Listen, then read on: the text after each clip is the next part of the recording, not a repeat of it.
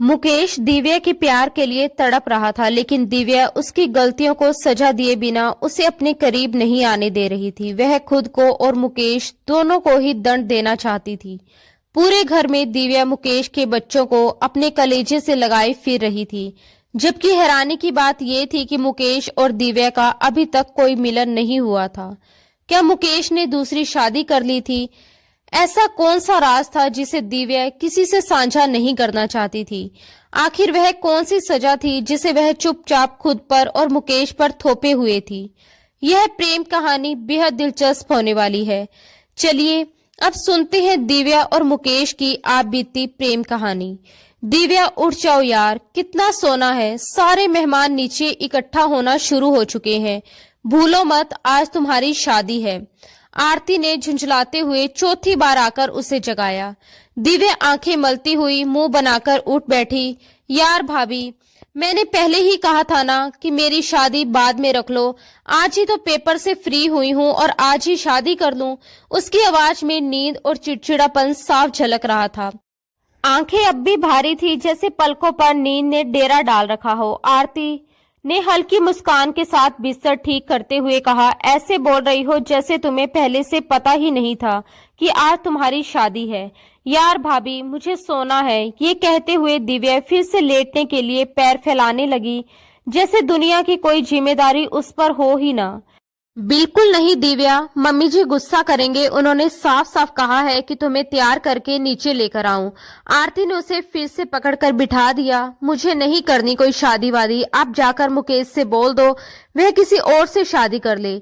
मुझे नींद आ रही है, दिव्या मुंह बनाते हुए बोली, मानो सब कुछ मजाक हो। ऐसी जुबान से नहीं बोला करते। शायद भगवान ने कुछ बातें सुनने के लिए भी रखी होती हैं। आरती अभी उसे समझा ही रही थी कि तभी अचानक बाहर से तेज शोर सुनाई दिया। दोनों एक साथ चौंक गई। शोर के बीच रवि की आवाज साफ सुनाई दी। दिव्या का दिल जोर से धड़क उठा। वह भागती हुई कमरे से बाहर निकल आई। तुम मेरी बहन के साथ ऐसा कैसे कर सकते हो? रवि के हाथ मुकेश के गिरेबान पर थे। उसकी आंखों में गुस्से की आग जल रही थी। वही मुकेश होठ भींचे, माथे पर बल डाले, बिना डरे रवि को देख रहा था। उस पल पूरे बंगले में जैसे भूचाल आ गया हो। मेहमान सहमे हुए थे। नौकर चाकर अपनी जगह पर जमे खड़े थे। छोड़ो रवि, उससे पीछे हटो, अजीत साहब ने सख्ती से कहते हुए अपने बेटे को मुकेश से दूर किया। आप मुझे पीछे हटा रहे हैं? और इसे देखिए, रवि का गुस्सा और भड़क उठा। ये लड़का शादी करके आ गया, इसे शर्म नहीं आई? मेरी बहन इसके इंतजार में बैठी है और ये किसी और से शादी करके आ गया। रवि की ऊंची आवाज सुनते ही दिव्या के पैरों तले जमीन खिसक गई।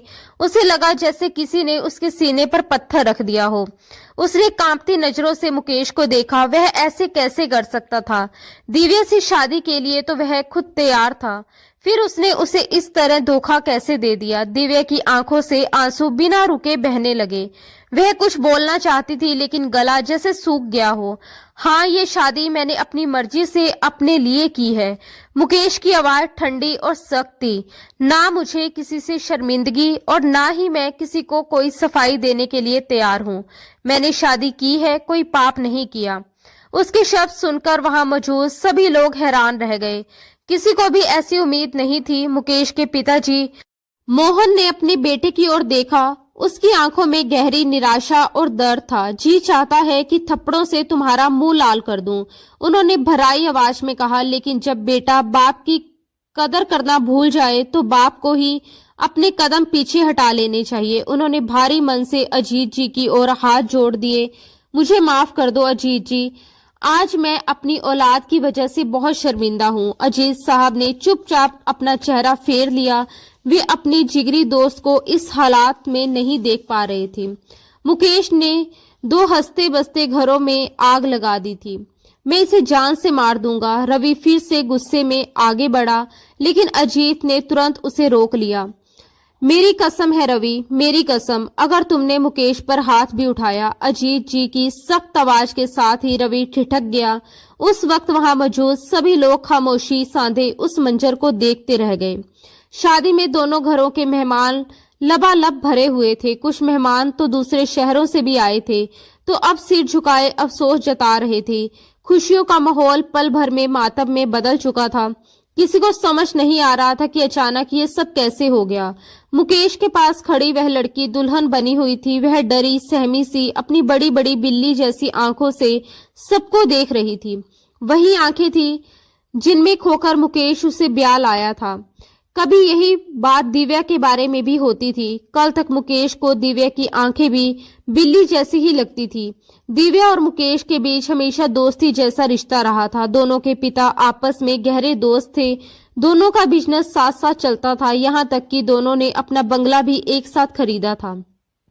एक ही परिसर में रहना, एक दूसरे के घर आना जाना, सब कुछ बहुत सामान्य था। और आज सब कुछ बिखर गया था। कल तक दिव्या की शादी थी और आज मुकेश किसी दूसरी लड़की से शादी करके उसे घर ले आया था। घर में हर कोई परेशान और स्तंभ था। अगर ये शादी मुकेश की मर्जी से हुई थी तो कल तक वही मुकेश दिव्या से मोहब्बत भी करता था। अपनी मर्जी से ही आज उसने कदम पीछे खींच लिया और किसी और लड़की को अपनी पत्नी बनाकर ले आया। यह दिव्या की बेइज्जती नहीं तो और क्या थी। दिव्या के दिल में नफरत और दर्द का उबाल उठने लगा। ये क्या किया तुमने मुकेश? आरती ने दुख से अपने भाई की ओर देखते हुए पूछा। मुकेश चिल्लाते हुए बोला, मैंने कहा ना, मैं इस वक्त इस बारे में कोई बात नहीं करूंगा। फिर क्यों सब मेरे पीछे पड़े हैं? तो हम लोग क्या करें? रवि की आवाज में गुस्सा साफ झलक रहा था। क्या गलती थी दिव्या की जो उसे शादी का झांसा देकर तुम किसी और लड़की को अपनी पत्नी बनाकर घर ले आए हो? मुकेश ने ठंडे लहजे में जवाब दिया, पत्नी है मेरी, शादी करके लाया हूँ, इज्जत से बात करो। उस लड़की की तरफ इशारा करते हुए रवि गुस्से से बोल पड़ा, इज्जत? कौन सी इज्जत जो आज सबके सामने हमारी खाक में मिला दी है? मोहन भी अपनी बेटी का पक्ष लेते हुए बोले, एक तरफ वह बेटे मुकेश की शादी दिव्या से तय कर रहे थे तो दूसरी तरफ अपनी बेटी आरती की शादी 1 साल पहले ही रवि से कर चुके थे। अब मुकेश के इस व्यवहार से आरती का घर भी खतरे में पड़ गया था। उन्हें दोहरी तकलीफ का सामना करना पड़ रहा था। मेरी एक शादी करने से आपकी इज्जत खाक में नहीं मिल जाती। इतना गुस्सा होने की कोई जरूरत नहीं। इतना कहकर मुकेश बोला, आओ मेरे साथ हेमा। वह अपनी नई नवेली दुल्हन का हाथ थामे अंदर की ओर बढ़ने लगा। 1 मिनट। रवि के सख्त शब्दों में आरती का दिल बैठ गया। अगर तुमने फैसला कर ही लिया है तो फिर एक फैसला मेरा भी सुन लो। रवि ने होंठ भींचते हुए मुकेश को देखा। भरी महफिल में आज तुमने मेरी बहन को बेइज्जत किया है। तुम्हें क्या लगता है मैं इतनी आसानी से ये सब हो जाने दूंगा? रवि की बात का मतलब वहां मौजूद सभी लोग अच्छी तरह समझ रहे थे। माहौल और भी भारी हो गया। इससे पहले कि रवि कुछ और कहता, उसकी मां ने तेज आवाज में उसे पुकार लिया, कोई भी गलत बात मुंह से मत निकालना वरना अनर्थ हो जाएगा और मैं तुम्हें कभी माफ नहीं करूंगी। मां की बात सुनकर रवि ने गहरी सांस ली। अपने गुस्से को बड़ी मुश्किल से काबू में करते हुए पास पड़े टेबल को जोर से ठोकर मारी और बाहर निकल गया। दिव्या और आरती दोनों बुरी तरह घबराई हुई थी। रवि का गुस्सा मुकेश पर बहुत ज्यादा था। मुकेश बिना एक भी गलत निगाह दिव्या पर डाले हेमा का हाथ थामे अपने कमरे की ओर बढ़ गया। सब कुछ पल भर में खत्म हो गया था। दिव्या अपने कमरे की तरफ भागी। आरती ने उसे जाते हुए दुखी नजरों से देखा और फिर एक शिकायत भरी निगाह अपने पिता पर डाली, जो बेबसी की मूरत बने वहीं बैठे रह गए थे। पापा, आप ठीक हैं? आरती को अपने पिता की हालत ठीक नहीं लग रही थी। मुझे रूम में ले चलो बेटा। आरती मोहन जी को थामे उनके कमरे तक ले गई। वहीं रवि की मां अपने पति के पास ही बैठी रह गई। उन्हें अभी तक यकीन नहीं हो रहा था कि मुकेश ने दिव्या के साथ इतना बुरा व्यवहार किया और शादी वाले दिन ही किसी और से शादी करके उस लड़की को घर ले आया। इस मामले को सही तरीके से संभालना मुकेश का काम है। मैं नहीं चाहता कि इसका असर आरती और रवि की जिंदगी पर पड़े। बाकी मुकेश से आज के बाद हमारा कोई संबंध नहीं। अजीत जी ने हालात को संभालते हुए रवि की मां से कहा। रवि की मां ने चुपचाप हाँ में सिर हिला दिया। फिर वे दोनों भी अपने अपने कमरे में चले गए। आंगन में बहुत गहरा सन्नाटा पसरा हुआ था, ऐसा सन्नाटा जिसमें हर किसी की सांसों की आवाज तक सुनाई दे रही थी। हेमा धीरे धीरे आगे बढ़ी और कांपती आवाज में बोली, ये सब मेरी वजह से हुआ है। मेरी वजह से आज आपके घर वाले आपके खिलाफ हो गए हैं। मुकेश ने तुरंत हेमा को चुप कराते हुए कहा, कोई बात नहीं, तुम फिक्र मत करो। मैं सब संभाल लूंगा। उसके लहजे में ऐसा भरोसा था जैसे उसे खुद पर पूरा यकीन हो कि वह सब ठीक कर देगा। लेकिन ये सब उतना आसान नहीं था जितना वह समझ रहा था। वक्त को अभी साबित करना था कि वह हालात संभालेगा या उन्हें और ज्यादा बिगाड़ देगा। रात के आखिरी पहर रवि घर में दाखिल हुआ। सारा दिन वह घर से बाहर ही रहा था। वह जानता था कि अगर वह दिन में घर आता तो उसका झगड़ा मुकेश से जरूर हो जाता और उस हालात में उसके माँ बाप ये सब सहन नहीं कर पाते। मुकेश को वह हमेशा अपना जिगरी दोस्त ही मानता आया था। कोई ये नहीं कह सकता था कि वे दोनों अलग अलग परिवारों से थे। सब उन्हें भाई ही समझते थे, बल्कि कई लोग तो ये भी कहते थे कि वे सगे भाइयों की तरह रहते हैं। शायद उनके इसी प्यार और भरोसे को किसी की नजर लग गई थी। रवि भारी कदमों से अंदर आया, गुस्से और थकान से भरा हुआ। वह सीधे ड्राइंग रूम में सोफे पर ढह सा गया। पूरा बंगला उस वक्त सन्नाटों की गिरफ्त में था। उसने सोफे पर बाहें फैलाते और आंखें मूंद ली, लेकिन दिमाग में उथल पुथल मची हुई थी। आरती, जो कब से अपनी सास और ससुर के पास बैठकर उन्हें संभाल रही थी, चुपचाप किचन में आकर बैठ गई। किसी ने कुछ खाया पिया नहीं था। बाहर से जो खाना मंगवाया गया था उसे रवि ने अनाथ आश्रम में भिजवा दिया था। शादी कैंसिल होने की खबर अब सबको मिल चुकी थी। थक हार कर आरती किचन से अपने कमरे की ओर जा रही थी कि अचानक खड़की की आवाज सुनकर वह चौंक गई। वह ड्राइंग रूम की तरफ आई। रवि को इस तरह थका और टूटा हुआ देखकर उसका दिल दर्द से भर गया। धीरे से आंसू पोंछते हुए वह उसके पास जाकर बैठ गई और उसका ध्यान अपनी ओर खींचने के लिए उसके घुटने पर हाथ रखा। रवि ने आंखें खोलकर गर्दन घुमाई और एक नजर आरती को देखा। उसकी आंखों में इतना दर्द था कि आरती की पलकें झपक गई। रवि अचानक सीधा बैठ गया और आरती का हाथ झटक दिया। आरती के दिल में जैसे किसी ने चाकू सा घोंप दिया हो। वह दोनों हाथों से अपना सर थामे आंखें बंद किए वहीं बैठी रह गई। उसके पास कहने को कुछ नहीं था। बड़ी हिम्मत करके वह उसके पास आई थी, लेकिन हाथ झटकने से वह हिम्मत भी टूट गई। आंसू पोंछती हुई वह चुपचाप उठ गई। वहीं रवि के दिमाग में अभी भी धमाके हो रहे थे। उसकी नजर बार बार मुकेश के कमरे की तरफ उठ रही थी, जिसका दरवाजा अभी भी बंद था। फिर उसकी नजर बहन के कमरे की तरफ गई। उस वक्त रात के 12 से 1 बज रहे थे। वह दिव्या से मिलना चाहता था। उसे ये एहसास दिलाना चाहता था कि वह उसका भाई है, लेकिन यह वक्त ठीक नहीं था। वह चुपचाप उठकर अपने कमरे की तरफ चला गया। आरती बाथरूम से निकलते हुए उसे अपने कमरे में जाते देख ठिठक गई। फिर नजरें झुकाए बिस्तर की तरफ बढ़ गई। वह जानती थी कि मुकेश के किए की सजा उसे भी मिलनी थी और शायद रवि उसे खुद से दूर रखकर यही सजा देने वाला था। रवि फ्रेश होने बाथरूम में चला गया। दोनों के बीच एक गहरी चुप्पी थी, जिसे तोड़ने की हिम्मत किसी में नहीं थी। तकिए पर सर रखते ही आरती की आंखें फिर से आंसुओं से भर गई। उसे दिव्या के लिए बहुत दुख हो रहा था। मुकेश दिव्या से मोहब्बत करता था, खुद उससे शादी करना चाहता था। फिर वह किसी और लड़की को ब्याह कर घर कैसे ले आया? बिना कुछ बताए अचानक ये सब कैसे कर सकता था? उसने सबके सर पर जैसे बम फोड़ दिया था। कुछ तो ऐसा था जो वह छुपा रहा था, कोई ऐसी बात जो समझ में नहीं आ रही थी।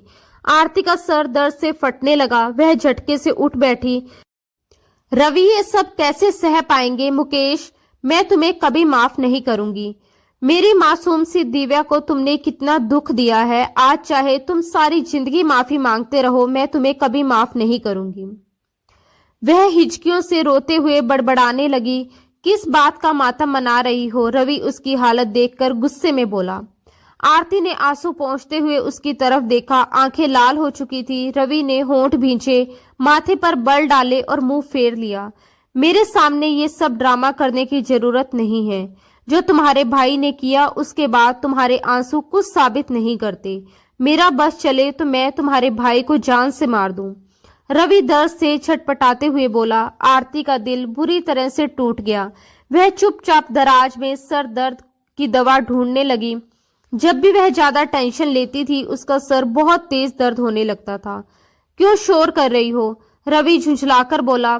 उसकी आवाज सुनकर आरती बुरी तरह से सहम गई और पीछे हटकर बेड के किनारे जा लगी।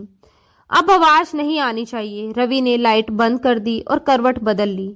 आरती ने अपने मुंह पर हाथ रखकर हिचकियों को दबा लिया। सिर दर्द से फटा जा रहा था लेकिन दवा नहीं मिल रही थी। ऐसे दर्द में सोना तो दूर, बैठना भी मुश्किल था। गहरी सांस भरते हुए वह उठी और बालकनी में चली गई। ठंडी हवा में सांस भरते हुए वह वहीं खड़ी रही। आंसू फिर से मोतियों की तरह बहने लगे। मुकेश, तुम्हारी एक गलती हम सब पर बहुत भारी पड़ने वाली है। रेलिंग पर हाथ रखे उसने सिर हिलाया। अब उसे सब कुछ समेटना था जो उसके भाई ने एक पल में बिखेर दिया था। सुबह आंख खुली तो दिव्या को सर चकराता हुआ महसूस हुआ। गहरी सांस भरती हुई वह बाहर आई। घर में वैसे ही सन्नाटा छाया हुआ था जैसे कोई मौत हो गई हो। दिव्या का दिल फट सा गया। अनचाहे ही उसकी नजरें ऊपर सीढ़ियों की तरफ उठ गई। मुकेश के कमरे का दरवाजा अब भी बंद था। वह लड़की जो कल उसके साथ दुल्हन बनकर खड़ी थी, न जाने क्यों दिव्या को लग रहा था कि उसने उसे पहले भी कहीं देखा है, लेकिन कहाँ, ये उसे याद नहीं आ रहा था। आरती मुंह हाथ धोकर किचन की तरफ जा रही थी। दिव्या ने उसके सूजे हुए चेहरे को देखा और उसे लगा कि जरूर भाई ने उसके साथ भी अच्छा व्यवहार नहीं किया होगा। ये मर जात भी ना। दिव्या के मन में कड़वाहट भर आई। जब आपस में बदला नहीं ले पाते तो औरतों को ही हथियार बना लेते हैं। यही सोच उसके दिमाग में घूम रही थी। अरे दिव्या, तुम जाग गई? आरती ने उसे देखते ही उसकी तरफ कदम बढ़ाए। उसके चेहरे पर जबरदस्ती ओढ़ी हुई नरम मुस्कान थी। तबीयत ठीक है? उसने दिव्या का तपता हुआ हाथ छूते हुए पूछा। मैं ठीक हूँ, भाई किधर है? दिव्या के चेहरे पर हल्की सी भी मुस्कान नहीं आई। कल तक जो आरती चहकती रहती थी, उसके नखरे उठाती थी, आज इतनी चुप और बुझी हुई क्यों लग रही थी? दिव्या का मन कर रहा था कि वह सुबह सुबह ही इस घर से कहीं दूर चली जाए। आरती का चेहरा भी गहरे गम में डूबा हुआ था। दोनों मिलकर डाइनिंग टेबल पर नाश्ता लगाने लगी। जानबूझकर खुद को काम में उलझाए रखने की कोशिश करने लगी ताकि टूटे हुए दिलों की आवाज दब जाए। अजीत साहब और उनकी पत्नी को नाश्ते के लिए बुलाने आरती खुद गई, जबकि मोहन जी को बुलाने दिव्या उनके कमरे की ओर बढ़ी। बेटा, मैं तो तुमसे माफी भी नहीं मांग सकता। मोहन जी की आंखें फिर से भीग गई। आपको किसने कहा माफी मांगने के लिए? आप मेरे बड़े हैं, ऐसा सोचिएगा भी मत। मुझे बिल्कुल अच्छा नहीं लगेगा। चलिए मिलकर नाश्ता करते हैं और फिर रोज की तरह वॉक पर भी जाएंगे। दिव्या ने मुस्कुराने की कोशिश करते हुए कहा। मोहन जी ने उसके सर पर प्यार भरा हाथ रखा और उसके साथ बाहर आ गए। अजीत अपने दोस्तों को देख रहे थे जो आज उन्हें बहुत बूढ़ा सा लग रहा था, जैसे एक ही दिन में बेटे ने उनके कंधों पर इतना बोझ डाल दिया हो कि वह भीतर से टूट गए हों। दिव्या मोहन जी से सटकर बैठ गई। उसके चेहरे की मुस्कान देखकर आरती ने राहत की सांस ली। सबको नाश्ता परोसने लगी। तभी मुकेश हेमा को साथ लिए नीचे आता दिखाई दिया। जैसे ही वह उसे लेकर डाइनिंग टेबल की ओर बढ़ा, दिव्या के चेहरे के भाव पल भर में बदल गए। मुकेश ने सबको प्रणाम किया ही था कि आरती गुस्से में बोल पड़ी। मुकेश, ये नाश्ता हम सब के लिए बना है। आप अपने लिए और अपनी नई नवेली दुल्हन के लिए खुद नाश्ता बना लीजिए। किचन उस तरफ है, आरती ने साफ शब्दों में कहकर मुंह फेर लिया। मुकेश का हाथ प्लेट की तरफ बढ़ते बढ़ते रुक गया। अच्छा हुआ बता दिया, अब 2 वक्त की रोटी भी हमें यहाँ नहीं मिलेगी, वह दुख से कहते हुए उठने लगा। मुकेश, वापस बैठो, अजीत ने उसे टोक दिया। उनके ऐसा कहते ही सब हैरानी से उन्हें देखने लगे। आरती बेटा, खाने से किसी दुश्मन का हाथ भी नहीं रोकते, और मुकेश इस घर का मेंबर है। आइंदा मैं तुम्हें ऐसा करते नहीं देखना चाहता। उन्होंने हल्की सी डांट लगाई। नाश्ता परोसो आरती, रवि की मां ने भी कहा। मजबूरन आरती मुकेश और उसकी पत्नी हेमा को भी नाश्ता परोसने लगी। यह देखकर दिव्या गुस्से से टेबल छोड़कर खड़ी हो गई। दिव्या बेटा, नाश्ता करके जाओ। अजीत जी ने उसे यूं उठते देखा तो टोका। ये पूरा मंजर रवि ने देख लिया था। उसके होंठ कस गए। उसकी पत्नी आरती उसके भाई और उसकी नई नवेली दुल्हन की आवभक्त कर रही थी। आरती, तुम इतनी आवभक्त क्यों कर रही हो? रवि गुस्से में भड़क उठा। आरती के हाथ से चाय का कप छूट गया। गरम चाय उसके हाथ पर छलक गई। दीदी ध्यान से। मुकेश बेचैन होकर आगे बढ़ा और आरती का हाथ थाम लिया। उसी पल दिव्या भी लपक कर आई। भाभी, ज्यादा तो नहीं जली। आरती अपना हाथ थामे रवि को देख रही थी, जबकि उसके दाएं बाएं मुकेश और दिव्या खड़े थे। रवि होंठ भींचे बिना कुछ बोले अपने कमरे की तरफ चला गया। भाभी मैं दवाई लगा दूं? दिव्या आरती को अपने कमरे की ओर ले गई। मुकेश ने अपने पापा को आवाज देनी चाहिए, लेकिन उन्होंने हाथ उठाकर उसे वही रोक दिया। कल ही तुम्हारा बाप मर गया, यही तुम्हारे लिए ठीक होगा। मुझे दोबारा अपनी शक्ल मत दिखाना, मुझे बाप मत कहना। वे सख्त लहजे में कहते हुए वहां से चले गए। हेमा सिर झुकाए अपने आंसू पोंछती उस घर के लोगों को देखती रही जो उसके आने से बिखर गए थे। मैं खुद को कभी माफ नहीं कर पाऊंगी मुकेश, उसने रोते हुए कहा। जो जैसा चल रहा है उसे चलने दो हेमा, किसी से कुछ कहने या सुनने की जरूरत नहीं। मुकेश के शब्दों में अब थकान और गुस्सा दोनों थे। ये सब उसके अपने थे, लेकिन सिर्फ कहने को अपने। अगर सच में अपने होते तो क्या उसकी तकलीफ नहीं समझते? वह सिर झटकते हुए कमरे से बाहर निकला और अचानक सामने दिव्या आ गई। दोनों की जोरदार टक्कर हुई। दिव्या ने उसकी शर्ट को मुट्ठियों में जकड़कर खुद को गिरने से बचाया। मुकेश ने ना उसे सहारा दिया ना छुआ। दिव्या ने छट से उसकी शर्ट छोड़ दी और खुद को गिरने दिया, लेकिन इस बार मुकेश ने उसकी कमर में हाथ डाल दिया, उसे गिरने से पहले थाम लिया और वापस उसके कदमों पर खड़ा कर दिया। दोनों की नजरों ने एक दूसरे से बहुत कुछ कह दिया था, लेकिन उनके होठ पूरी तरह खामोश रहे। वह वहां से जा चुका था, मगर अपने पीछे दिव्या के दिल में सख्त गुस्सा और कसक छोड़ गया था। उसे लगा जैसे अब पूरी जिंदगी इसी खालीपन और दर्द के साथ कटने वाली है। वह झटके से सिर झटकते हुए अपने कमरे की तरफ बढ़ गई। 2 दिन बाद अचानक रवि को आरती का वह जख्म याद आया जो चाय गिरने से जल गया था। अब हाथ कैसा है?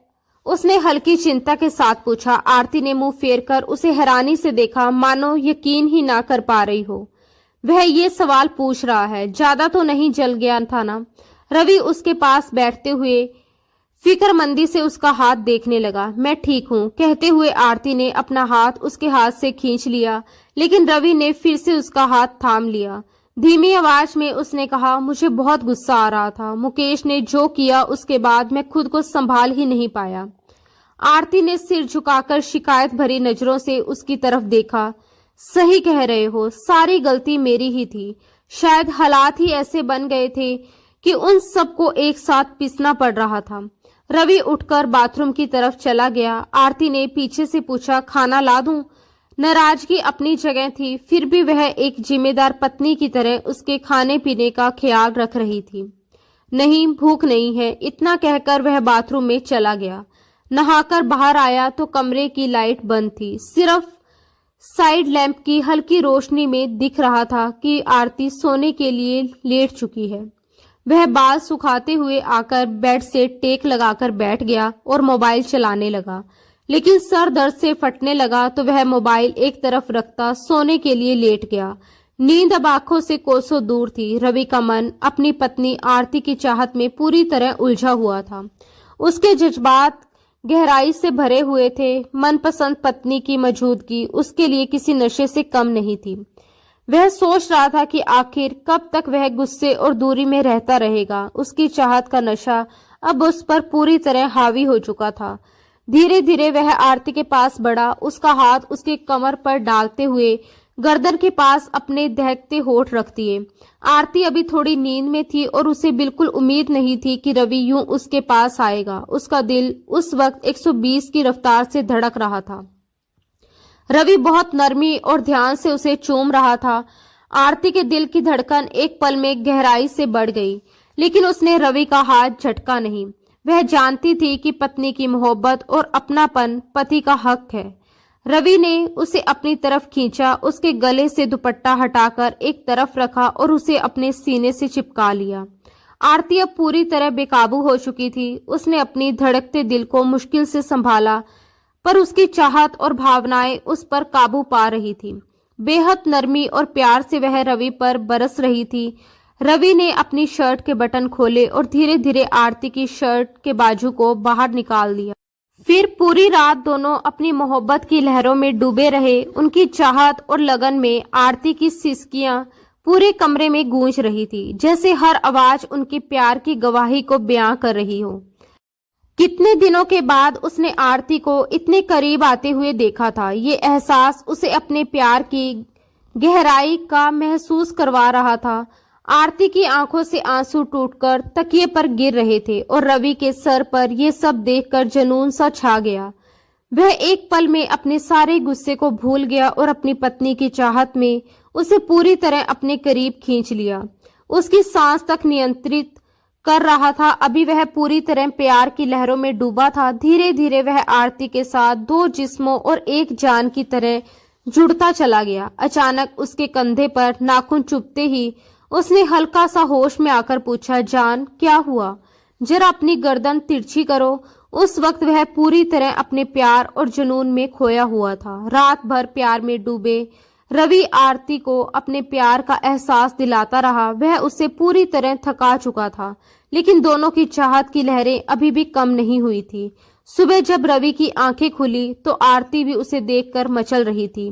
वह उसकी बाहों में थी, जबकि रवि अभी भी गहरी नींद में लेटा सिर तकिए पर टिकाए सो रहा था। आरती का मन कर रहा था कि उसे जगा दे, पर फिर रवि की नींद का ख्याल आया और उसने चुपचाप दबे पांव उठकर बाथरूम की तरफ चली गई। नहाकर वह वापस आई तो देखा रवि जाग चुका था, लेकिन उसकी आंखें अब भी बंद थीं और वह बेड के किनारे टेक लगाए बैठा था। आप जाग गए? आरती ने मुस्कुराते हुए उसे बुलाया तो वह एक पल के लिए आंखें खोलकर उसे देखने लगा। अगले ही पल फिर से आंखें मूंद ली। आरती के होठों से मुस्कुराहट पल में गायब हो गई। उसे रवि के चेहरे पर फिर वही गुस्सा और मलाल दिखने लगा, जैसे रात भर उनके बीच कुछ भी हुआ ही ना हो। वह गहरी सांस भरती हुई अपनी नम आंखों को साफ करने लगी। रवि बहुत चुप्पी से उठा, बाथरूम में गया और नहाने लगा। आरती को यह लग रहा था कि रात जो कुछ भी हुआ वह मोहब्बत नहीं थी। रवि को सिर्फ उसके जिस्म की भूख थी और उसने अपनी भूख को पूरी तरह मिटा लिया था। अपने आंसू गिराते हुए वह अपने बालों में जोर जोर से कंघी करने लगी। ना जाने कितने बाल टूटकर उसे तकलीफ पहुंचा रहे थे। ये क्या बदतमीजी है आरती, जाहिलों की तरह कंघी कर रही हो। वह बाहर निकलते ही उसे अपने बालों के साथ उलझा देखकर भड़क गया। छोड़िए मुझे, वह अपना हाथ गुस्से से छुड़ाती और फिर जोर जोर से कंघी करने लगी। पागल हो गई हो क्या? सारे बाल टूट रहे हैं, थप्पड़ खाओगी क्या? रवि ने गुस्से में कहा। तो उठा लीजिए हाथ, मिल जाएगी आपको ठंडक। शायद इसी तरह आपके अंदर की आग ठंडी हो जाए। वह अपने गालों पर आए आंसू बड़ी बेदर्दी से रगड़ रही थी। उसके गाल लाल हो गए थे। इतना गुस्सा क्यों कर रही हो? रवि अब धीमे शब्दों में बोला। हाथ छोड़ो मेरा। आपको जो चाहिए था वो मिल गया ना, अब ये नाटक मत करो। आरती के शब्दों ने रवि के दिमाग को पल में हिला दिया। क्या बकवास कर रही हो? दोबारा मत बोलना। वह उसके बालों को सख्ती से जकड़कर उसका चेहरा अपनी तरफ खींचने लगा और गर्दन झटक दी। रवि, मेरे बाल खींचने से उसे दर्द की एक लहर महसूस हुई। मेरी मोहब्बत और चाहत तुम्हें हवस लगती है? तुम्हें लगता है सिर्फ इसी वजह से मैं तुम्हारे पास आता हूँ? ठीक है, अब मैं नहीं आऊंगा। आज के बाद तुम्हारे पास नहीं आऊंगा। वह गुस्से से उसके बाल छोड़कर अपना मोबाइल, पर्स और घड़ी उठाता और कलाई में पहनने लगा। आरती सर दर्द से वहीं जमीन पर बैठी रही। उसकी आंखों के सामने अंधेरा छाने लगा। रवि पलटकर वापस आया और उसे यूं नीचे बैठा देखकर उसकी तरफ लपका। उठो आरती, अपनी आंखें खोलो। वह उसका चेहरा थपथपाने लगा। उसे पता था कि उसके सर में दर्द है, फिर भी वह उसे तकलीफ देता रहा। उसे बिस्तर पर बिठाते हुए वह पानी का गिलास उसके होठों तक ले आया। तुम ठीक तो हो ना? उसका सर धीरे धीरे दबाता हुआ उसने उसे अपने सीने से लगा लिया। उसके सीने से चिपकी आरती फूट फूट कर रो रही थी। रवि ने उसके माथे पर अपने होठ रखे और उसे अंदर से सुकून महसूस हुआ। इसी तरह समय बीतता गया। सबने हेमा को घर की बहू स्वीकार कर लिया। इसके अलावा कोई और विकल्प भी नहीं था।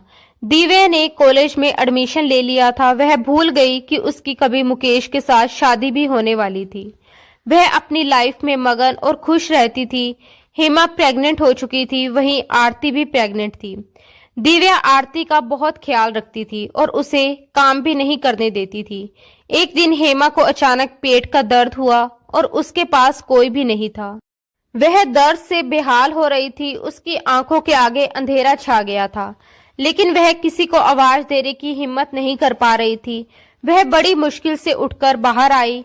दर्द सहते सहते उसका रंग बिल्कुल पीला पड़ गया था। वह दर्द से तड़पती हुई नीचे उतरने की कोशिश कर रही थी। तभी वह बुरी तरह से लड़खड़ा गई। दिव्या ने उसे गिरने से बचा लिया। तुम ठीक हो? दिव्या की परेशान आवाज पर हेमा ने अपनी आंखें खोली।